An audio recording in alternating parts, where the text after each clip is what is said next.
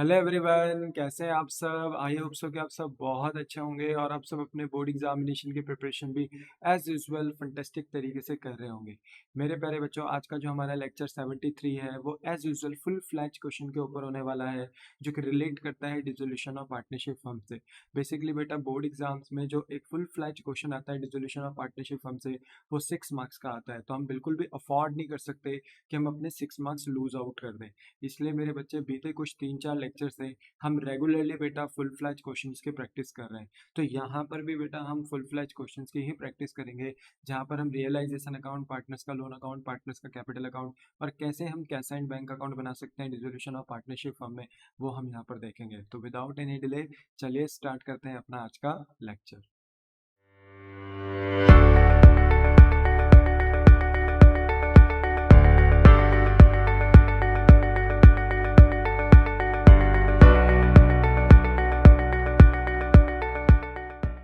ना एवरीवन, बेटा स्क्रीन पे आपको अपना क्वेश्चन नंबर 4 दिख रहा होगा आज का, जो कि हमारा बेसिकली क्वेश्चन है, जहाँ पर हमें फुल फ्लैज क्वेश्चन का प्रैक्टिस करना है, जो कि रिलेट करता है बेटा, कि कह रहा है कि बेल और येल हमारे पास ना दो इक्वल पार्टनर है पार्टनरशिप फर्म में। यानी इक्वल पार्टनर बोले तो इनका रेशियो जो प्रॉफिट और लॉस को शेयर करने का है वो है 1:1।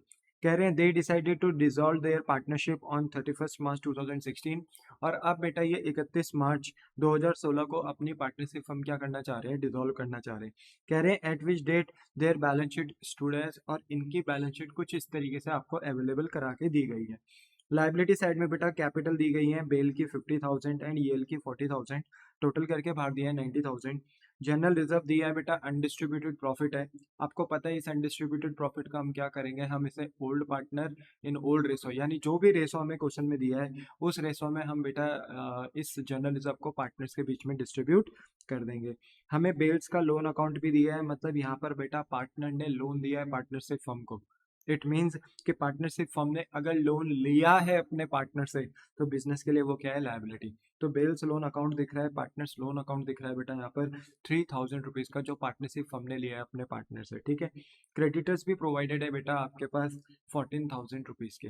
अब अगर बात मैं करूं कि कौन सा आइटम रियलाइजेशन अकाउंट में जाएगा लाइबिलिटी साइड से, कौन सा नहीं, तो देखो कैपिटल अकाउंट बेटा रियलाइजेशन अकाउंट में ट्रांसफर नहीं होता। रीजन बिंग क्योंकि कैपिटल एक इंटरनल लाइबिलिटी होती है, पार्टनर से रिलेट होती है। इसका सेपरेट पार्टनर्स कैपिटल अकाउंट बनता है, वहां पर यह बैलेंस ट्रांसफर होता है। जनरल रिजर्व भी बेटा आपका रियलाइजेशन में ट्रांसफर नहीं होगा, क्योंकि ये अनडिस्ट्रीब्यूटेड प्रॉफिट है। ये प्रॉफिट बेटा हम अपने पार्टनर्स के बीच में डिस्ट्रीब्यूट कर देंगे। बेल्स का लोन अकाउंट भी बेटा रियलाइजेशन अकाउंट में नहीं जाएगा, क्योंकि रियलाइजेशन अकाउंट में जो लाइबिलिटीज पे की जाती हैं वो एक्सटर्नल लाइबिलिटीज पे करी जाती हैं, पर ये जो लोन हमने लिया है अपने पार्टनर से लिया है, तो इसका बेटा सेपरेट पार्टनर्स लोन अकाउंट बनता है, वहां पर इसकी पेमेंट होगी। हाँ, क्रेडिटर्स बेटा सप्लायर्स होते हैं जो हमारे बिजनेस को गुड्स क्रेडिट पे सोल्ड करते हैं, यानी क्रेडिट पे हमें देते हैं। तो ऐसे में बेटा बिजनेस की ना ये लायबिलिटी है, क्योंकि सप्लायर से हमने क्रेडिट पे माल लिया है, क्रेडिट पे यानी उधार पे माल लिया है, और पैसे अभी तक दिए नहीं है। तो ऐसे सप्लायर्स को हम क्रेडिटर बोलते हैं, और ये हमारी एक्सटर्नल लाइबिलिटी है। तो ये थर्ड पार्टी से रिलेट करती है बेटा लाइबिलिटी। तो दैट्स वाई ये आपका रियलाइजेशन अकाउंट में ट्रांसफर हो जाएगा। अब आते हैं एसेट साइड में। बिल्डिंग आपको दिया है बेटा 45,000 रुपीज़ का, मशीनरी दिया है 15,000 रुपीज़ का, फर्नीचर आपको प्रोवाइडेड है 12,000 रुपीज़ का, डेटर्स आपको दिए हैं बेटा 8,000 रुपीज़ के, स्टॉक आपको दिया है बेटा 24,000 रुपीज़ का, और आपको बैंक बैलेंस भी दिया है बेटा 11,000 का। बात करें कि इसमें से कौन सा आइटम आपका रियलाइजेशन अकाउंट में ट्रांसफर होगा और कौन सा नहीं। तो देखो, जिन एसेट्स के अंदर कैपेबिलिटीज होती हैं कि वो मार्केट में बेची जा सकती हैं, चाहे वो बाद में बिके, देखो अल्टीमेटली वो बाद में बिके ना बिके वो क्वेश्चन हमें बताता है, पर हम जब रियलाइजेशन अकाउंट में एसेट को ट्रांसफर करते हैं, तो हम यही देखते हैं क्या उस एसेट के अंदर क्षमता है, कैपेबिलिटीज है, क्या उसे हम मार्केट में बेच सकते हैं कि नहीं बेच सकते हैं। तो देखो, बिल्डिंग मार्केट में बेची जा सकती है, मशीनरी भी मार्केट में बेची जा सकती है बेटा, फर्नीचर भी बेचा जा सकता है, डेटर भी बेचा जा सकता है, स्टॉक भी बेचा जा सकता है। पर बैंक अकाउंट, यानी जो बैंक अकाउंट में बैलेंस होता है, हम उसको थोड़ी बेच सकते, है ना। कभी देखा आपने कोई पर्सन ऐसा बोलता हुआ दिखता है कि मेरा बैंक अकाउंट खरीद लो, मेरा बैंक अकाउंट खरीद लो, है ना। तो ऐसा नहीं होता बेटा, बैंक अकाउंट्स को बेचा नहीं जाता। इसका तो सेपरेट अकाउंट बनता है बेटा, यहाँ पर बैंक अकाउंट जो सबसे लास्ट में प्रिपेयर किया जाता है। तो यहाँ पर ना बेटा ये रियलाइजेशन अकाउंट में ट्रांसफर नहीं होगा। तो आपको शायद समझ में आ गया होगा कि सबसे पहला स्टेप हमारा यहाँ पर रियलाइजेशन अकाउंट बनाना होता है, और रियलाइजेशन अकाउंट में भी सबसे पहला स्टेप यही होता है कि हम अपनी लाइबिलिटीज को और हम अपने एसेट्स को ट्रांसफर करें कहाँ, रियलाइजेशन में। बट वही है ना कि नकल के लिए भी अकल चाहिए। हमें पता है लाइबिलिटीज ट्रांसफर करनी है, एसेट ट्रांसफर करने हैं, पर कौन सी लाइबिलिटीज करनी है? एक्सटर्नल। कौन से एसेट ट्रांसफर करने हैं जिनको हम मार्केट में बेच सकते हैं, ठीक है। चलो, इसके बाद इन्होंने बोला द एसेट्स रियलाइज्ड वर। और आपके ना बेटा जो एसेट्स हैं वो कुछ इस तरीके से रियलाइज्ड हो रहे हैं कि स्टॉक बेटा आपका मार्केट में बिक रहा है 22,000 रुपए का, डेटर आपका बिक रहा है बेटा 7,500 रुपए का, मशीनरी आपकी बिक रही है 16,000 रुपीज की, और बिल्डिंग आपका बिक रहा है 35,000 रुपीज का। क्योंकि यहाँ पर बोल दिया बेटा एसेट्स रियलाइज्ड, इट मीन्स ये मार्केट में बिक रहे हैं, सोल्ड आउट हो रहे हैं। इसके बाद बेटा इन्होंने लिख दिया, ठीक है, इसके बाद इन्होंने लिखा है कि Yale take over the furniture at ₹9,000। कि जो येल पार्टनर है, येल कौन है बेटा? आपका पार्टनर। ये पार्टनर क्या कर रहा है? बिजनेस का फर्नीचर लेकर जा रहा है कितने रुपए में? 9,000 रुपए में। हमने बेटा एक कल प्रीवियस क्वेश्चन भी करा था, जो हमारा प्रीवियस लेक्चर का क्वेश्चन था, वहां पे विचलना बेटा मशीनरी लेकर जा रहा था पर कैश में लेकर जा रहा था। तो प्रैक्टिकली वो मशीन हमारी किस में बिक रही थी? कैश में। भले ही उसे कौन लेकर जा रहा था? पार्टनर। पर मेरे बच्चे यहाँ पर ना हमारा येल पार्टनर क्या लेकर जा रहा है? फर्नीचर। पर आगे ये नहीं लिखा हुआ कि कैश में लेकर जा रहा है कि नहीं, तो ऐसा कुछ नहीं लिखा हुआ। इट मीन्स कि यहाँ पर येल फर्नीचर तो लेकर जा रहा है पर बिजनेस को कोई कैश नहीं दे रहा। तो यहाँ पर ना बिजनेस यही मानेगी कि हमारा फर्नीचर बिक रहा है पर वो कैश बैंक हेडिंग के अंदर नहीं बिक रहा, वो पार्टनर के थ्रू बिक रहा है। बोलो, क्या आपको बात समझ में आई? ना एवरीवन, सी पॉइंट में बोला है बेटा कि Bell agree to accept 2500 in full settlement of his claim. बेटा बेल जो पार्टनर है जिसने पार्टनरशिप फर्म को क्या दिया था? लोन। वो कह रहा है कि आप मुझे 3,000 की जगह ना कितने रुपए दे दो? 2,500 रुपए दे दो, मैं मान जाऊंगा कि आपने मुझे 3,000 रुपए दे दिया। मतलब वो 3,000 के बदले 2,500 रुपए लेने में बोलते हैं ना एग्रीड हो गया। कह रहा है मुझे 25 रुपए की पेमेंट करो और बात खत्म करो। तो ऐसे में ना पार्टनरशिप फर्म को ना सीधा सीधा 500 रुपए का फायदा हो गया बेटा।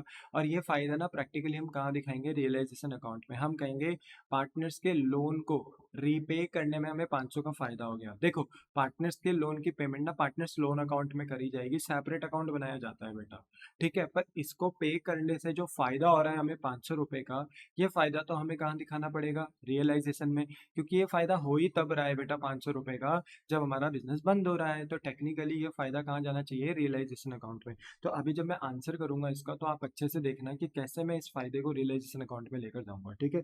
अच्छा, डी पॉइंट में क्या है कि जो भी डिसोल्यूशन एक्सपेंस हो रहा है, रियलाइजेशन एक्सपेंस हो रहा है, कितने रुपए का हो रहा है? 2,500 रुपए का। आपको पता है बेटा रियलाइजेशन एक्सपेंस का जिम्मा दो लोग उठा सकते हैं, एक तो फर्म, एक तो partner. Born by firm, born bye partner. कुछ नहीं बोला है कि किसका बॉर्न है, तो ये बाय डिफॉल्ट माना जाएगा कि फर्म की ही जिम्मेदारी होगी, फर्म का ही बॉर्न होगा। और ये पे भी किसने किया होगा? फर्म ने ही पे किया होगा, क्योंकि यहाँ कहीं ऐसा तो लिखा नहीं है कि पार्टनर ने पे किया। तो ये जिम्मा भी फर्म का है और पे भी किसने किया? फर्म ने। तो ये फर्म का अपना रियलाइजेशन एक्सपेंस है। और इस एक्सपेंस को फर्म कहाँ बेटा शो करेगी? रियलाइजेशन एक्सपेंस, रियलाइजेशन अकाउंट में एज एन एक्सपेंस, और इसकी पेमेंट कर देगी। बोलो, क्या आपको बात समझ में आई? हाँ। अभी हम जब आंसर करेंगे तो आप इन सब का ट्रीटमेंट देखना, जिससे कि आपके कंसेप्ट बिल्कुल भी बोलते हैं ना कि ढीले ना पड़े यहाँ पर, ठीक है। बिल्कुल अपने कंसेप्ट को स्ट्रांग रखो, एग्जाम में यहाँ पर कोई गलती नहीं करनी। क्वेश्चन ने कहा है कि रियलाइजेशन अकाउंट बनाओ, कैपिटल अकाउंट बनाओ, बेल्स का लोन अकाउंट बनाओ और बैंक अकाउंट बनाकर हमें दिखा दो। मतलब इन्होंने प्रॉपर एक फुल फ्लैज क्वेश्चन की डिमांड आपसे करी है कि हमें पूरा फुल फ्लैज आंसर आपको यहाँ पर देना है। तो यहाँ पर बेसिकली हम बेटा देखो सबसे पहले एग्जामिनर को बताएंगे अपने आंसर में कि प्रिपेयर कर रहे हैं हम realisation account, partners loan account, partners capital account and bank account. Presentation बोलते हैं ना वैरी करती है बेटा एग्जाम में। आप अगर प्रेजेंटेशन अच्छी नहीं दोगे तो ऐसे में मेरे बच्चे आपके मार्क्स कम आने के चांसेस रहते हैं। बट अगर आप अपने आंसर को अच्छा प्रेजेंट करोगे तो वहीं बेटा आपके 2-3 मार्क्स ऐसे ही एक्स्ट्रा बढ़ जाते हैं। इसलिए प्रेजेंटेशन को अच्छा रखें। सबसे पहले बेटा देखो हम क्या करेंगे, बैलेंस शीट के अंदर जिन जिन एसेट्स को हम ट्रांसफर कर सकते हैं रियलाइजेशन में, डेबिट साइड में हम ट्रांसफर करेंगे। और जो जो लाइबिलिटीज बेटा एक्सटर्नल है जिनको हम ट्रांसफर कर सकते हैं रियलाइजेशन में, उनको हम क्रेडिट साइड में ट्रांसफर कर देंगे। तो यहाँ पर बेटा जो building, machine, furniture, data, stock है, इसको रियलाइजेशन अकाउंट के डेबिट साइड में ट्रांसफर कर दिया जाएगा। तो हमारे पास सबसे पहले ये कौन सा एसेट है? बिल्डिंग। तो टू बिल्डिंग अकाउंट, ठीक है। तो बिल्डिंग कितने रुपए की हमारे पास? 45,000 रुपीज की। तो देखो हमने कॉपी एंड पेस्ट। सबसे पहला हमारा पॉइंट यही है कि एसेट ट्रांसफर करो। तो एसेट ट्रांसफर हमें वही बुक वैल्यू पे ही करने हैं जो बैलेंस शीट में दिख रहे हैं। दूसरा एसेट बेटा हमारा मशीनरी का है, तो हम लिखेंगे टू मशीनरी अकाउंट।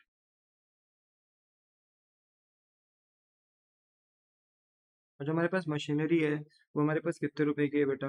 15,000 रुपीज़ की है। इसके बाद बेटा हमारे पास फर्नीचर है 12,000 रुपीज़ का टू फर्नीचर अकाउंट। ठीक है, फर्नीचर अकाउंट है हमारे पास 12,000 रुपये का। इसके बाद बेटा नेक्स्ट है हमारे पास डेटर। डेटर है हमारे पास 8,000 रुपीज़ का, तो इसको भी हम अपने रियलाइजेशन अकाउंट में ट्रांसफर कर देंगे एज इट इज 8,000 रुपीज़ का। ठीक है, फिर उसके बाद हमारे पास है स्टॉक। स्टॉक का अमाउंट कितना है बेटा 24,000, तो स्टॉक को भी हम डेबिट साइड में ट्रांसफर कर देंगे 24,000 रुपीज़ से। बोलो बात समझ में आ गई? देखो हमने सारे एसेट ट्रांसफर कर दिए। सर बैंक क्यों नहीं करा बेटा, मैं बता चुका हूँ, बैंक अकाउंट हमारा मार्केट में थोड़ी बिकता है, बैंक अकाउंट का मार्केट में बेच थोड़ी सकते हो, इसलिए बेटा इसके अंदर कैपेबिलिटीज है ही नहीं कि ये कल के दिन मार्केट में बिके, इसलिए हम इसको रियलाइजेशन अकाउंट में ट्रांसफर नहीं करेंगे। लाइबिलिटी साइड में सिर्फ कौन सी ऐसी लाइबिलिटीज है बेटा जो रियलाइजेशन अकाउंट में ट्रांसफर होगी, वो है क्रेडिटर, बिकॉज ये थर्ड पार्टी यानी एक्सटर्नल पार्टी से रिलेट करती है। तो इस क्रेडिटर को बेटा हम रियलाइजेशन अकाउंट में क्रेडिट साइड में ट्रांसफर कर देंगे, तो बाय क्रेडिटर अकाउंट। और अमाउंट कितना है बेटा क्रेडिटर का 14,000, तो कॉपी एंड पेस्ट कर कर यहाँ पे ट्रांसफर कर देंगे। तो देखो हमने ना अपना सबसे पहला जो स्टेप होता है स्टेप 1, कि हमने सारे एसेट्स और लाइबिलिटीज को ट्रांसफर कर दिया बेटा कहाँ, अपने रियलाइजेशन अकाउंट में। अब जो हमारा सेकंड स्टेप होता है वो ये होता है कि हम अपने एसेट्स को बेचें, और अगर हम अपने एसेट्स को बेचेंगे तो बेटा हमें फायदा होगा, तो रियलाइजेशन अकाउंट के क्रेडिट साइड। और अगर हम अपनी लाइबिलिटीज को पे करेंगे तो ऐसे में बेटा लाइबिलिटीज को पे करने से होता है नुकसान, क्योंकि पे कर रहे हैं तो पैसा आएगा नहीं, पैसा जाएगा, तो नुकसान होगा, तो रियलाइजेशन अकाउंट के डेबिट साइड। ठीक है, तो चलो हम अगर अपने एसेट को बेचेंगे तो यहाँ पर हमारे पास बेटा बैंक है बैलेंस शीट में, इसलिए हम जितने भी एसेट बेचेंगे बैंक हेडिंग के थ्रू बेचेंगे, और जितनी भी हम लाइबिलिटीज को रीपे करेंगे वो भी बैंक हेडिंग के थ्रू ही करेंगे, तो बैंक अकाउंट। बोलो क्या आपको बात समझ में आ गई?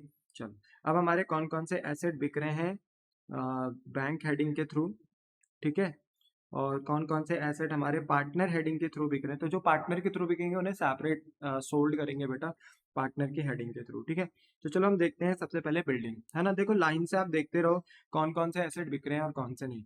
तो बिल्डिंग के बारे में देखते हैं, क्या बिल्डिंग बिक रही है? हाँ, बिल्डिंग कितने में बिक रही है 35,000 में, तो हम बिल्डिंग को बेच देंगे बेटा।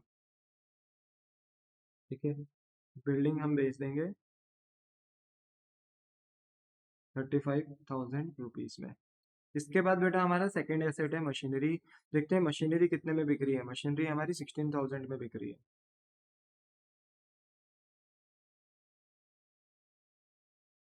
ठीक है, मशीनरी हमारी कितने में थी 16,000 में, है ना। तो 16,000 में हमारी मशीनरी सोल्ड आउट होगी। इसके बाद हमारा थर्ड एसेट है फर्नीचर।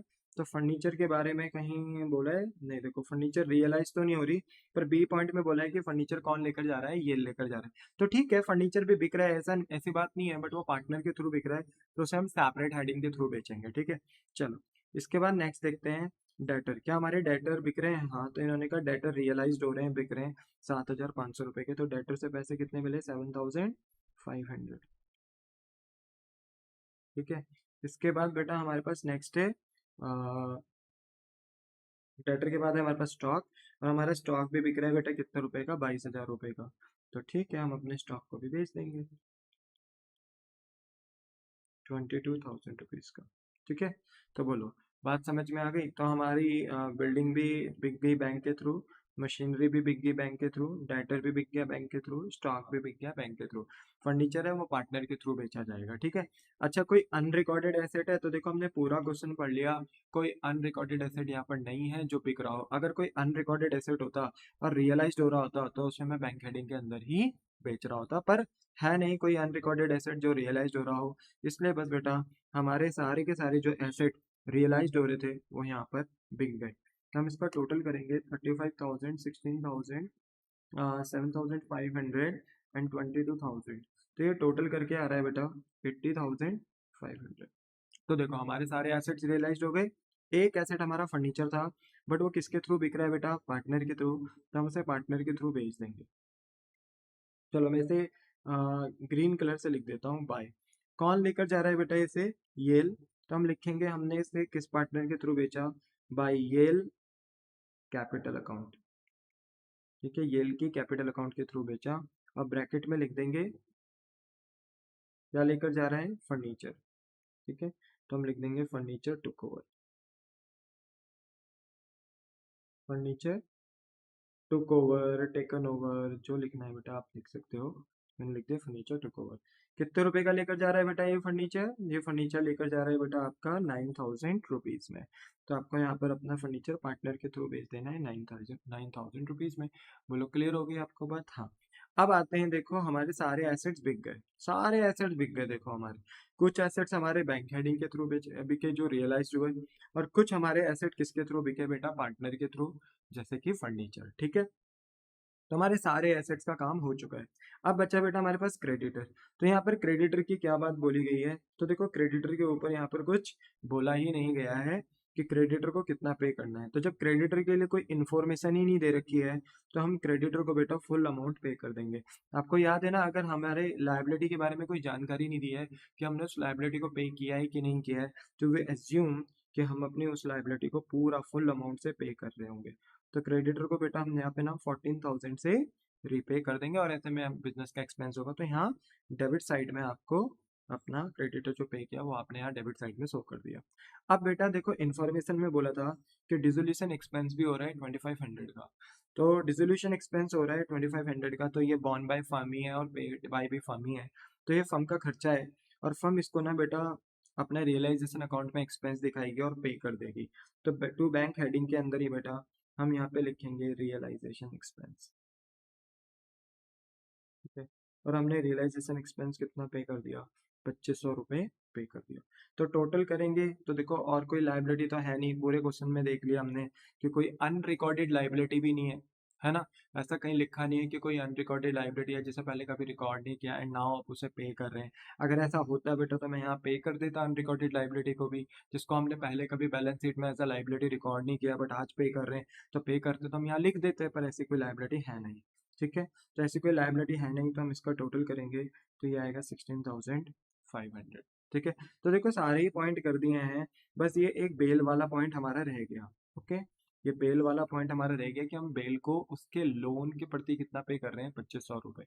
अब कई बच्चे क्या करेंगे, बेल का लोन भी यहीं पे कर देंगे, कहेंगे सर ये अनरिकॉर्डेड लाइबिलिटी है। अरे पहली बात, ये अनरिकॉर्डेड लाइबिलिटी नहीं है, बेल्स का लोन अकाउंट ऑलरेडी बिजनेस ने लाइबिलिटी साइड दिखा रखा था। ऊपर से बेल्स का एक सेपरेट अकाउंट बनेगा बेल्स लोन अकाउंट का, जहां पर बेल्स की लोन की रीपेमेंट होगी। हाँ, आपको पेमेंट कितनी करनी थी बेल्स के लोन को? 3,000, बट आपने पेमेंट कितनी करी एज अ पार्टनरशिप फर्म ने? 2500 रुपये। तो पार्टनरशिप फर्म को 500 रुपये का फायदा हुआ है, और ये फायदा पार्टनरशिप फर्म कहाँ दिखाएगी? रियलाइजेशन अकाउंट के इनकम यानी क्रेडिट साइड में। तो यही लिखा जाएगा बाय, ठीक है, by Bell's, sorry, by Bell's loan account. ठीक है, और ये एक तरीके से ना आपको प्रॉफिट हो गया। ठीक है, प्रॉफिट ऑन रीपेमेंट। रीपे करने में आपको क्या हो गया बेटा? प्रॉफिट हो गया। कितने रुपए का? 500। तो ये आपने यहाँ क्रेडिट साइड लिख दिया। बस बेटा इतना ही करना था। ठीक है, तो देखो हमारे पास जो एसेट्स है वो हमने बेच दिए, जो पार्टनर के थ्रू बेचने थे बेच दिए। ठीक है, जो लाइबिलिटीज थी हमने रिपे कर दी, जो रियलाइजेशन एक्सपेंस क्वेश्चन में दिया था वो भी हमने पे कर दिया। हमने बेल्स के लोन अकाउंट को 3,000 रुपये पे करना था, बट हमने सेटलमेंट में कितना पे किया? 2500 रुपये। तो 500 रुपये का फायदा हुआ, तो उसे भी हमने रियलाइजेशन अकाउंट के क्रेडिट साइड में दिखा दिया ना। बेटा सारा काम हम कर चुके हैं, कुछ भी हमने छोड़ा नहीं है। तीनों स्टेप हमारे सॉरी दोनों स्टेप हमारे हो चुके हैं।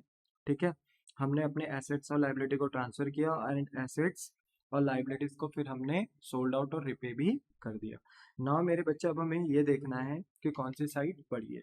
तो आपको क्या लगता है कौन सी साइड यहाँ पर बड़ी आ रही है? तो आपको टोटल करना पड़ेगा। तो डेबिट साइड को हम टोटल करते हैं बेटा, 45,000, 15,000, 12,000, 8,000, 24,000 एंड 16,500। तो डेबिट साइड का जो टोटल आ रहा है ना बेटा, वो आ रहा है 1,20,500। ठीक है, और क्रेडिट साइड का देखते हैं 14,000, 80,500 और 9,500। तो ये क्रेडिट साइड का टोटल आ रहा है 1,04,000। तो यहाँ पर ना मेरे बच्चे आपका एक्सपेंस साइड बड़ा है, डेबिट साइड हायर साइड पे है, और income side credit side lower side पे है, तो एक्सपेंस ज़्यादा इनकम कम है, तो बेटा आपका लॉस हो गया, और ये लॉस हम पार्टनर्स के बीच में डिस्ट्रीब्यूट कर देंगे। और क्योंकि मुझे थोड़ी स्पेस की ज़रूरत होगी तो मैं स्पेस बना लेता हूँ बेटा, दैट्स इट, इतना काफ़ी होगा, ठीक है।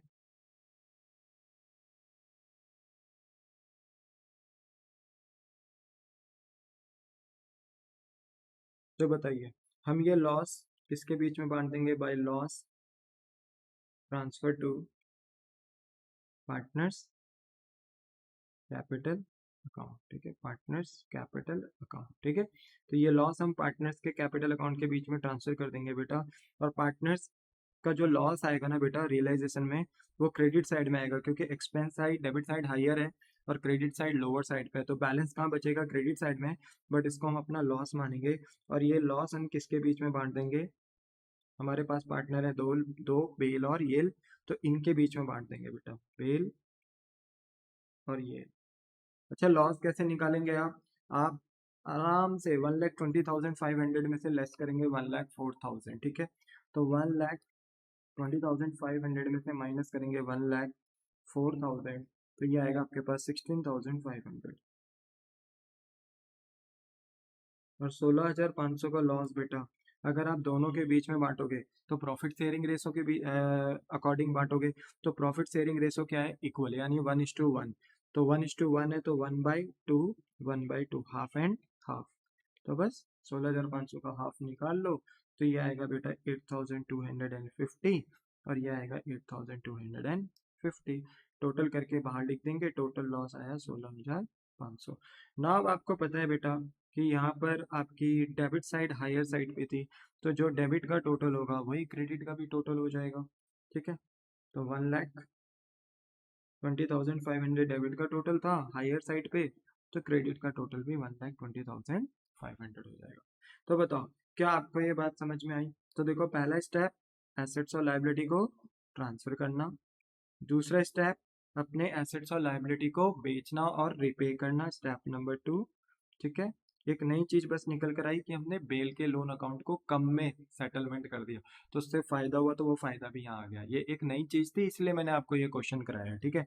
और लास्ट स्टेप थर्ड होता है बेटा आपका प्रॉफिट या लॉस निकालना, और यहाँ पर आया आपका लॉस, ठीक है। अब आप बच्चे आराम से बैठ के बनाएंगे अपना बेल्स लोन अकाउंट। अब देखो, बेल्स लोन अकाउंट बिजनेस के लिए क्या होता है बेटा? Liabilities and all liabilities are credited. तो सबसे पहले आपको पता है जो लाइबिलिटीज होती हैं वो आपके क्रेडिट साइड से स्टार्ट होती हैं, तो हमने लिखा बाय बैलेंस ब्रॉट डाउन। और यहाँ पर मेरे बच्चे आपकी जो लाइबिलिटीज थी बेल्स लोन से रिलेटेड, क्योंकि पार्टनरशिप हमने लोन लिया था, तो लोन नाम की जो लाइबिलिटी थी वो थी 3,000, तो क्योंकि पहले से थी इसलिए ओपनिंग बैलेंस आपका स्टार्ट होगा बेल्स लोन का 3,000 रुपीज। पर मेरे बच्चे, जब आप इसको रिपे कर रहे हो, बेल्स के लोन को रिपे कर रहे हो, तो बिजनेस की लायबिलिटी कम भी तो होगी ना। तो बेल्स के लोन को अगर रिपे किया जाएगा तो डेबिट साइड में किया जाएगा, तो टू बैंक अकाउंट कर कर हमने बेल्स के लोन अकाउंट को रिपे कर दिया, ठीक है, पेमेंट कर दिया, ठीक है, पेमेंट। अब कितनी पेमेंट करी बेटा हमने? 2,500 रुपये। क्वेश्चन ने इन्फो दे रखी थी हमें बेटा कि हम बेल्स को कितना पे कर रहे हैं, 2,500, क्योंकि बेल एग्रीड हो गया कि मुझे मुझे 2,500 रुपये दे दो फुल सेटलमेंट में। मैं मान लूंगा कि आपने 3,000 दे दिया, 2,500 रुपये दे दो, 25 रुपये में बात बन जाएगी। तो ऐसे में बेटा हमने 2,500 रुपये दे दिए, और यहाँ पर हमने उसकी लोन की रिपे कर दी। पर अभी भी देखो 500 रुपये का बैलेंस आ रहा है डेबिट में, तो हम कहेंगे ये जो बैलेंस आ रहा है ये प्रॉफिट हो गया, कहीं ना कहीं फायदा हो गया, क्योंकि हमने 3,000 का जो लोन है पार्टनर्स का वो 2,500 में निपटा दिया। तो जो फायदा हुआ बेटा 500 का, वो हमने यहाँ पर रियलाइजेशन अकाउंट में भेज दिया, तो टू रियलाइजेशन अकाउंट, और ब्रैकेट में ये प्रॉफिट हो गया एक तरीके से ऑन रीपेमेंट, ठीक है। रीपेमेंट करने में प्रॉफिट हो गया, हमने बेल्स के लोन को रिपे किया तो प्रॉफिट हो गया 500 रुपये का। और यही 500 रुपये का प्रॉफिट आपको पहले से पता था, क्वेश्चन आपने पहले से पढ़ रखा था, तो जब आपने रियलाइजेशन अकाउंट बनाया था तो वहां पर इसको फायदा भी दिखाया था। रियलाइजेशन अकाउंट में बोला कहाँ से फायदा हुआ? बेल्स लोन में। और जब आपने बेल्स लोन अकाउंट बनाया तो वहां पर ये बोला कि जो 500 रुपये का फायदा है ये हम कहाँ भेज रहे हैं? रियलाइजेशन में। तो बेल्स लोन से 500 रुपये का फायदा कहाँ पहुंचा? रियलाइजेशन अकाउंट में। और क्योंकि हम पहले बेटा रियलाइजेशन अकाउंट बना रहे होते हैं, इसलिए हमने फायदा यहाँ पर पहले ही दिखा दिया था। पर अब आपको पता चल गया होगा कि ये 500 रुपये का फायदा कहाँ से आया? बेल्स के लोन अकाउंट से। तो ऐसा कभी कभी हो सकता है। और अगर मान लो ऐसा कुछ नहीं लिखा रहता कि फुल सेटलमेंट में वगैरह वगैरह कुछ ऐसा पे कर रहे हैं, ऐसे कुछ लिखा ही नहीं होता, तो फिर मैं ये मानता कि मैं बेल्स के लोन को पूरा पूरा पे कर रहा हूँ, और फिर ऐसे में हमें कोई फ़ायदा भी नहीं होता, और वो हम फ़ायदा जो बेल्स के लोन को रिपे करने से कमा रहे हैं, वो हमारा रियलाइजेशन में भी ट्रांसफ़र नहीं होता। क्या आपको बात समझ में आई? यहाँ 500 रुपये का इसलिए फ़ायदा हुआ क्योंकि क्वेश्चन ने बोला 3000 के बदले हम बेल्स के लोन को 2500 रुपये में ही सेटलमेंट सेटिस्फाई यानी कॉम्प्रोमाइज कर रहे हैं। तो इसलिए मेरे बच्चे अगर 3000 का अगर बैलेंस हम 2500 रुपये में निपटा रहे हैं, तो 500 रुपये का तो बेनिफिट हो ही रहा है ना। तो ये 500 रुपये का बेनिफिट कहाँ चला गया? हमारा रियलाइजेशन अकाउंट के क्रेडिट साइड में। ठीक है, अब इस अकाउंट को हम टोटल कर देंगे, तो अब तो ये टोटल हो ही रहा है बेटा। तो ये दोनों तरफ टोटल कितना हो जाएगा? 3000 एंड 3000। ठीक है, तो ये देखो बेल्स लोन अकाउंट हमारा बनकर तैयार हो गया। अब हम बनाएंगे अपना पार्टनर्स कैपिटल अकाउंट। आपको पता है बेटा, पार्टनर्स कैपिटल अकाउंट में मोस्टली 4 चीज़ें आती हैं, पर एक एक्स्ट्रा पॉइंट आ सकता है करंट। पर क्वेश्चन में यहाँ पर कहीं भी करंट बैलेंसेस नहीं है, तो ठीक है, वो एक्स्ट्रा पॉइंट नहीं आएगा, सिर्फ 4 ही पॉइंट यहाँ पर आएंगे। 4 पॉइंट जो हम यहाँ पर ट्रांसफर करते हैं बेटा पार्टनर्स कैपिटल में, वो सबसे पहले होता है बेटा capital account of Bell and Yale. तो बेल येल का जितना भी कैपिटल बैलेंस होता है उसको कैपिटल में ट्रांसफर किया जाता है। और क्योंकि कैपिटल अकाउंट भी बिजनेस के लिए लायबिलिटी होती है, क्योंकि मालिकों ने बेटा, ओनर्स ने, पार्टनर्स ने जो भी पैसा बिजनेस में लगाया है वो बिजनेस के लिए लायबिलिटी है। क्योंकि हम अकाउंटिंग में पढ़ते हैं कि business and businessman both are separate to each other. तो बिजनेसमैन जो भी पैसा लगाता है बिजनेस में, वो बिजनेस के लिए लायबिलिटी होती है। तो अगर बेटा कोई कैपिटल का ओपनिंग बैलेंस है, यानी पहले से ही कैपिटल इन्वेस्ट करिए, तो हम उसको ओपनिंग बैलेंस दिखाएंगे यहाँ पर, और क्रेडिट साइड से स्टार्ट करेंगे, because all liabilities are credited. तो ये क्रेडिट से स्टार्ट होगा। ठीक है, तो बेल का कितना था ओपनिंग बैलेंस, और येल का 50,040। तो यहाँ से कॉपी करेंगे और यहाँ पर पेस्ट कर देंगे 50,000 एंड 40,000। बोलो, क्या आपको बात समझ में आती है? हाँ। इसके बाद ये हो गया पहला स्टेप। दूसरा स्टेप आपका होता है रियलाइजेशन का प्रॉफिट या लॉस। तो आपने रियलाइजेशन अकाउंट बनाया है बेटा, तो बताइए रियलाइजेशन अकाउंट से आपको क्या हुआ? लॉस। तो यहाँ तो देखो लॉस क्रेडिट हो रहा है ना, पर जब पार्टनर्स अकाउंट में जाओगे तो वहाँ तो रियलाइजेशन का लॉस डेबिट होगा ना। तो यहाँ पर मेरे बच्चे आप लिखोगे टू, लॉस कहाँ से आ रहा है? रियलाइजेशन अकाउंट से। तो टू रियलाइजेशन अकाउंट, और यहाँ पे लिख दोगे लॉस। ठीक है, कितना लॉस था? 8,250। 8,250 वहाँ क्रेडिट हुआ है, यहाँ डेबिट हो जाएगा, और ये हो जाएगा आपका सेकंड पॉइंट। थर्ड पॉइंट होता है, क्या कोई पार्टनर एसेट लेकर गया है? क्या कोई पार्टनर क्या पार्टनरशिप फर्म किसी एसेट को पार्टनर के थ्रू बेच रही है? अगर बेच रही है तो फिर हमें उस पार्टनर का कैपिटल अकाउंट कम करना होता है। और अगर कोई पार्टनर लाइबिलिटी लेकर जा रहा होता है, तो ऐसे में बेटा फिर हमें उस पार्टनर का कैपिटल अकाउंट बढ़ाना होता है। तो जब हमने रियलाइजेशन अकाउंट बनाया था बेटा, लाइबिलिटी तो कोई पार्टनर नहीं लेकर जा रहा था, पर हमारा एक फर्नीचर था जो कौन लेकर गया था? येल। तो पार्टनरशिप फर्म ने फर्नीचर बेचा था किसके थ्रू? पार्टनर के थ्रू। तो यहाँ पर तो पार्टनरशिप फर्म ने फायदा दिखाया कि फर्नीचर बिक गया पार्टनर के थ्रू। पर जब हम पार्टनर्स का कैपिटल अकाउंट बनाएंगे, तो हमें उसका कैपिटल अकाउंट रिड्यूस भी करना पड़ेगा, क्योंकि उसने बिजनेस को पैसा थोड़ी दिया इस फर्नीचर का। तो बिजनेस क्या बोलेगी? देखो पार्टनर, हम तुम्हारा कैपिटल अकाउंट घटा देंगे। तो टू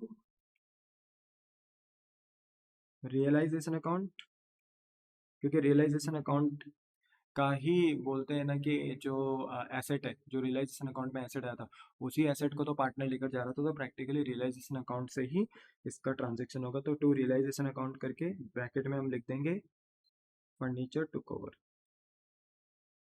हम कह रहे हैं देखो भाई ये तुम्हारा अकाउंट घटाएंगे क्योंकि तुम फर्नीचर लेकर चले गए थे। तो बिजनेस रियलाइजेशन की मदद से येल का अकाउंट घटा देगी। कितने का एसेट लेकर गया था येल बेटा? 9,000 का। तो 9,000 से येल का फर्नीचर, येल का अकाउंट घटा दिया जाएगा, क्योंकि वो फर्नीचर लेकर जा रहा है। अब एक बात बताओ, क्या यहाँ पर कोई लाइबिलिटीज लेकर जा रहा है पार्टनर? नहीं, कोई लाइबिलिटीज तो लेकर नहीं जा रहा। तो हम किसी पार्टनर का कैपिटल अकाउंट बढ़ाएंगे नहीं। तो देखो हमने जो अकाउंट घटाना था वो घटा दिया, क्योंकि हमारा येल पार्टनर एसेट लेकर जा रहा था। ठीक है, तो हमने उसका अकाउंट घटा दिया। अब आता है हमारा फोर्थ पॉइंट। फोर्थ पॉइंट में आता है लुकआउट बैलेंस शीट। तो बैलेंस शीट में देखो क्या कोई प्रॉफिट है? हाँ, एक जनरल रिजर्व था 8,000, और क्योंकि इक्वल पार्टनर्स हैं बेलियल, तो ये जनरल रिजर्व आधा आधा, यानी 8,000 का हाफ एंड हाफ कितना होगा? 4,000 4,000 वो इनको दे दिया जाएगा। तो बाय जनरल रिजर्व अकाउंट और दोनों के बीच में हाफ एंड हाफ, तो 8000 का हाफ एंड हाफ कितना होता है? 4000 4000। क्या कोई और प्रॉफिट भी है? देखो और कोई प्रॉफिट नहीं है, सिर्फ जनरल ही था और बाकी कोई और प्रॉफिट नहीं है। एसेट साइड बेटा तीन टाइप के लॉस हो सकते हैं जिन्हें हम फिक्टिशियस एसेट भी कहते हैं। पीएनएल का debit balance, preliminary expense, deferred advertisement expense. But हमें एसेट साइड कोई लॉस नहीं दिखाई दे रहा है। लायबिलिटी साइड बस एक प्रॉफिट दिखाई दे रहा था, जनरल रिजर्व, जो हमने अपने पार्टनर्स के बीच में बांट दिया। ठीक है, बस बेटा हमारा अब फोर्थ पॉइंट भी खत्म हो जाता है। नाउ फाइनली अब हम बेटा टोटल करेंगे। ठीक है, और देखेंगे कि कौन सी साइड बड़ी है। तो यहाँ पर ना बेटा देखो, देखकर ही पता चल रहा है कि बेल येल की क्रेडिट ही साइड बड़ी है। और जनरली बेटा कैपिटल बिजनेस के लिए क्या होती है? लाइबिलिटीज। लाइबिलिटीज का जनरली नेचर क्रेडिट ही होता है, इसलिए यहाँ पर ना देखो क्रेडिट साइड बड़ी है। वैसे तो बेटा जब बिजनेस बंद होता है तो ऐसा हो सकता है कि लॉस ज्यादा मिल जाए जिसकी वजह से पार्टनर्स कैपिटल अकाउंट नेगेटिव हो जाए। पर अमूमन ये माना जाता है कि कैपिटल लाइबिलिटी होती है बिजनेस के लिए, तो ऑल लाइबिलिटीज आर क्रेडिटेड, तो क्रेडिट साइड ही हायर साइड पर होगा। तो देखो दोनों का ना टोटल करते हैं, तो बेल का क्रेडिट साइड का टोटल आ रहा है 54 और येल का आ रहा है 44। एक का आ रहा है 54, एक का आ रहा है 44। और जो क्रेडिट का टोटल है ना यहाँ पर, वही डेबिट का भी हो जाएगा, 54 एंड 44। ठीक है, अब हम क्या करेंगे, जो हमारा क्रेडिट का बैलेंस है टोटल 54 एंड 44, इससे हम डेबिट फिगर्स माइनस कर देंगे। और जो भी बैलेंस बेटा हमारा बचेगा डेबिट साइड में, वो टू बैंक अकाउंट कर कर हम रीपे कर देंगे। तो बैंक अकाउंट कर करके क्या कर देंगे? रीपे कर देंगे। ठीक है, कैपिटल का अमाउंट रीपे कर देंगे। अब आप मुझे बताइए, 54,000 में से माइनस कराएंगे 8,250, तो ये आएगा आपके पास 45,750। ठीक है, एक को ये पे करेंगे और ये को करेंगे 44,000 में से माइनस कराएंगे 8,250 और 9,000, तो ये आएगा 26,750। बोलो क्या आपको बात समझ में आई? और इतना अमाउंट हमने पे कर दिया किसको बेटा? अपने पार्टनर्स को। तो ये आया बैलेंसिंग फिगर। और खुद ही सोचो ना बेटा कि अगर हम अपने पार्टनर्स की कैपिटल को इतना बैलेंस पे कर देंगे तो बिजनेस के लिए लायबिलिटी कम हो जाएगी, इसलिए डेबिट साइड में ही रिपे करा। ठीक है, बाय चांस अगर डेबिट साइड बड़ी होती पार्टनर्स कैपिटल की और क्रेडिट साइड छोटी होती, तो फिर यही बैंक आपका क्रेडिट साइड में आता और वो हम पार्टनर को पे नहीं कर रहे होते, वो हम पार्टनर से ले रहे होते, क्योंकि पार्टनर का अकाउंट नेगेटिव हो जाता, तो उतना बैलेंस फिर हम पार्टनर से ले लेते। पर यहाँ पर बेटा पार्टनर्स की credit side positive side higher थी और नेगेटिव यानी डेबिट साइड लोअर साइड पे थी, तो जो भी बैलेंस बेटा डेबिट में बचा वो हमने उनको रिपे कर दिया। अब आराम से बैठकर क्या बनाएंगे बेटा? अपना बैंक अकाउंट। और बैंक अकाउंट क्योंकि बिजनेस के लिए एसेट होता है, तो इसका बैलेंस कहाँ से स्टार्ट होता है बेटा? डेबिट साइड से। ठीक है, तो यहाँ पर सबसे पहले हम ओपनिंग बैलेंस लिखेंगे, टू बैलेंस ब्रॉड डाउन। तो हमें बैंक का ओपनिंग बैलेंस कहाँ से मिलेगा बेटा? बैलेंस शीट से। तो बैलेंस शीट में कितना बैलेंस था? 11,000, तो यहाँ पर हमने कॉपी एंड पेस्ट किया। बस अब आपको ये देखना है कितना पैसा आया और कितना पैसा गया। तो सबसे पहले रियलाइजेशन अकाउंट में चलते हैं बेटा। और रियलाइजेशन अकाउंट में आपने सबसे पहले अपने एसेट्स को बेचा था। बताइए एसेट्स कितने रुपए के बिके थे आपके? 80,500 एसेट बिके थे बेटा रियलाइजेशन में, तो पैसा आ रहा होगा, पैसा आ रहा होगा तो डेबिट। किस अकाउंट में बिके थे बेटा एसेट? रियलाइजेशन में, तो टू रियलाइजेशन अकाउंट। अब ब्रैकेट में हम लिख देंगे एसेट्स रियलाइज्ड। ये सारे एसेट्स हमारे रियलाइज्ड हो गए थे। ठीक है, और कितने के बिके बेटा? 80,500 के। फिर बेटा रियलाइजेशन अकाउंट में आपने अपनी लाइबिलिटीज को भी रिपे किया था बैंक हेडिंग के थ्रू, और टोटल कितनी लाइबिलिटीज रिपे करी? 16,500, जिसमें से लाइबिलिटीज भी थी और रियलाइजेशन एक्सपेंस भी था। टोटल आपने रिपे किया है 16,500। तो इससे मेरे बच्चे पैसा आएगा नहीं, पैसा जाएगा। पर किस अकाउंट में पे करा? रियलाइजेशन में, तो by realisation account and bracket में लाइबिलिटीज एंड एक्सपेंसेस पेड। ठीक है, 16,500। बोलो क्लियर हो गई बात? हाँ। तो देखो, यहाँ से तो हमारा पॉइंट खत्म हो गया। बैंक बैंक सिर्फ यही दो आइटम से रियलाइजेशन में। फिर बेटा आपने बेल्स के लोन को भी पे किया है ना। तो देखो यहाँ पर तो आप लोन की रिपेमेंट कर रहे थे, पार्टनर के लोन की रिपेमेंट। तो यहाँ तो लोन अकाउंट में तो लाइबिलिटी बिजनेस के लिए कम हुई, तो टू बैंक अकाउंट कर कर आपने पे किया। पर जब आप बैंक अकाउंट में जाओगे तो आप ये भी तो दिखाओगे ना कि इतना पैसा आपका रिड्यूस भी हो रहा है। तो जब हम बैंक अकाउंट में जाएंगे बेटा, तो हम यहाँ पे लिखेंगे कि हमने बेल्स के लोन को रीपे भी करा है, तो बाय बेल्स लोन अकाउंट। और हमने कितना रिपे किया है बेटा उसे, 2500 रुपये। ठीक है। और फिर बेटा हम पार्टनर्स कैपिटल अकाउंट में आएंगे, और पार्टनर्स कैपिटल अकाउंट में भी टू बैंक कर कर हमने उनकी कैपिटल का अमाउंट रिपे किया है। यहाँ डेबिट हो रहा है क्योंकि पार्टनर्स कैपिटल का बैलेंस जो आ रहा है रिपे कर रही है, तो बिजनेस के लिए लायबिलिटी कम हो रही है, तो यहाँ डेबिट हुआ। पर जब बैंक अकाउंट बनाएंगे तो हमें ये भी दिखाना होगा कि इतना अमाउंट हमारा चला गया है क्योंकि हमने ये बेलियल को पे कर दिया। तो मेरे बच्चे, बाय बेल्स कैपिटल अकाउंट और बाय येल्स कैपिटल अकाउंट। ओके, तो इतना हम रिपे कर रहे हैं। बताइए बेल को कितना रिपे किया बेटा, 45,750। ये देखो लिख दिया 45,750। और येल को कितना कर रहे हैं, कहाँ गया येल, ये रहा। येल को कितना कर रहे हैं, 26,750। पे लिख दिया 26,750। तो देखो, सबसे पहले हमने ओपनिंग बैलेंस लिखा डेबिट साइड में। फिर हमने कहा कि एसेट्स बेच के पैसा आया रियलाइजेशन के थ्रू, तो वो हमने बैंक अकाउंट में डेबिट साइड लिखा। फिर हमने कहा कि हमने लाइबिलिटीज एक्सटर्नल लाइबिलिटीज को पे किया है रियलाइजेशन के थ्रू, तो उससे हमारा पैसा गया तो क्रेडिट। फिर हमने पार्टनर्स के लोन को पे किया, तो उससे पैसा गया तो क्रेडिट। और फिर हमने पार्टनर्स के कैपिटल का जो एंड बैलेंस है वो भी उन्हें पे किया, तो इससे भी पैसा गया तो क्रेडिट। अब देखना जितना पैसा आया होगा ना टोटल, उतना ही पैसा गया भी होगा, इसलिए इसकी बोथ साइड टैली होती है। और बेटा अगर बोथ साइड टैली नहीं हो रहा है तो इट मीन कि आपने कहीं ना कहीं कुछ ना कुछ गलती करी है, आइदर रियलाइजेशन अकाउंट में या पार्टनर्स लोन या पार्टनर्स कैपिटल में। इसलिए बोलते हैं कि जब आप क्वेश्चन करते हो ना तो अपने पूरे डेडिकेशन के साथ करो, क्योंकि अगर कहीं भी मिस्टेक होती है ना तो अपनी मिस्टेक ढूंढने में टाइम लग जाता है। इसलिए मेरे बच्चे कोशिश करा करो कि जब क्वेश्चन करते हो तो पूरे कंसंट्रेशन लेवल के साथ करा करो। ठीक है, अपना कंसंट्रेशन लेवल हाई रखा करो। तो 11,000 एंड 80,500, तो ये टोटल कर कर आएगा 91,500। और क्रेडिट साइड में जाऊँ तो 16,500, 2,500 और 45,750 एंड 26,750। तो ये आ रहा है 91,500। तो देखो बोथ साइड टैली हो गया, तो इट मीन्स हमारा क्वेश्चन पूरा का पूरा सही है। ठीक है। अब आपने मेरा एक काम करना है, देखो ये क्वेश्चन तो हमारा फिनिश ऑफ हो गया।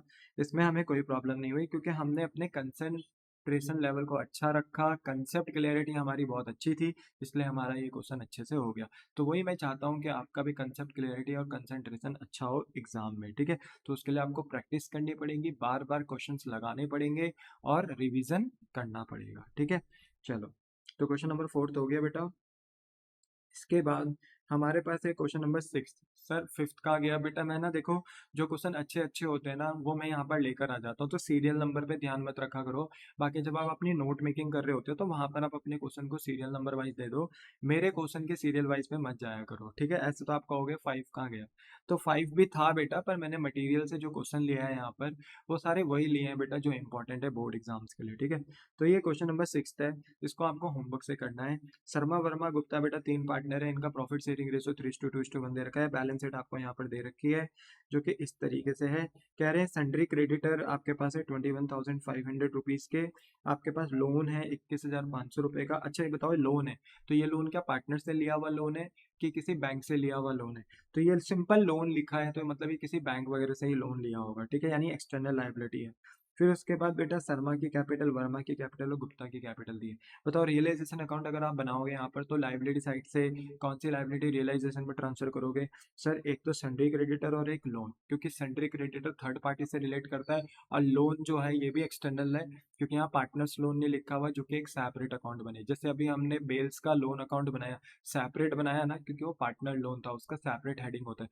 पर यहाँ पर ये सिर्फ लोन है, किसी पार्टनर का लोन नहीं है। Sharma loan, Verma loan, Gupta loan नहीं नहीं लिखा हुआ, तो ये सिंपल लोन है, मतलब बैंक से लोन लिया है, एक्सटर्नल लायबिलिटी है, रियलाइजेशन अकाउंट में जाएगा। अच्छा, कैपिटल जो होती है वो ट्रांसफर नहीं होती बेटा रियलाइजेशन में, बिकॉज इसका बोलते हैं ना कि रियलाइजेशन से कोई रिलेशन नहीं है, क्योंकि एक्सटर्नल लायबिलिटी नहीं है, ये पार्टनर से रिलेटेड लायबिलिटी है, इंटरनल लायबिलिटी है, इसका सेपरेट अकाउंट बनता है पार्टनर्स कैपिटल अकाउंट। ठीक है, एसेट साइड में देखें तो कैश मार्केट में नहीं बिकता, तो बेटा कैश रियलाइजेशन में ट्रांसफर नहीं होगा।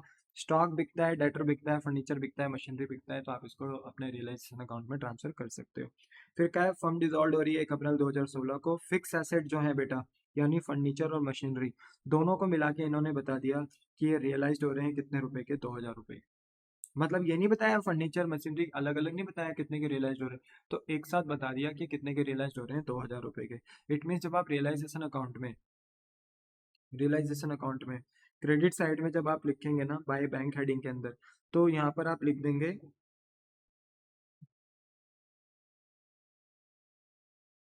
फर्नीचर एंड मशीनरी, ऐसे करके एक साथ लिख के, और यहाँ लिख देंगे 2000 कि रियलाइज हो गई, बिक गई 2000 रुपए की। ठीक है, अच्छा फिर इन्होंने बोला कि स्टॉक एंड डेटर दोनों को मिला के, स्टॉक एंड डेटर दोनों को मिला के कितने का पैसा रियलाइज हो गया, 33,000 का हो गया इन ऑल। तो कहने का मतलब है कि स्टॉक एंड डेटर का अलग अलग बैलेंस नहीं लिखा हुआ, तो जब आप बेचेंगे बैंक हेडिंग के अंदर, तो स्टॉक एंड डेटर एक साथ लिखकर कितने के बेच देंगे, 33,000 के बेच देंगे, बात खत्म। तो अगर मल्टीपल एसेट्स की वैल्यू एक साथ दे रखी है, तो उन्हें एक साथ लिखकर ही क्या कर देंगे, आप बेच देंगे। ठीक है, हाँ, तो बिक रहा है आपका फिक्स एसेट यानी फर्नीचर एंड मशीनरी। ठीक है, और स्टॉक एंड डेटर आपके कितने के बिक रहे हैं, 33,000 के बिक रहे हैं। अच्छा, एक्सपेंसेस ऑन डिसोल्यूशन भी दे दिया, यानी रियलाइजेशन एक्सपेंस भी दे दिया, कितने रुपए का, 600 रुपए का। बताया नहीं किसका बॉन्ड किसका पे, तो पार्टनरशिप फर्म का ही बॉन्ड है, और पार्टनरशिप फर्म ने ही इसे पे किया है। मतलब पार्टनरशिप फर्म रियलाइजेशन एक्सपेंस को अपना खर्चा दिखाएगी बैंक हेडिंग के अंदर, जैसे अभी हमने बेल वाले क्वेश्चन में दिखाया वैसे ही दिखाएंगे। ठीक है, बोलो बात समझ में आ गई, और बात खत्म। क्वेश्चन की डिमांड है नेसेसरी लेजर अकाउंट बनाओ। पर आप एक चीज देखो, क्रेडिटर और लोन के लिए इन्होंने बोला नहीं कितना पे करना है, तो क्रेडिटर और लोन के लिए अगर बताया नहीं कि कितना पे करना है, तो जितना फुल अमाउंट होगा ना इनका, उतना ही आप इन्हें रिपे कर देंगे। जब आप रियलाइजेशन अकाउंट बनाओगे, तो क्रेडिटर और लोन को जितना अमाउंट है उतने से ही, फुल अमाउंट से ही क्या कर दोगे, रिपे कर दोगे।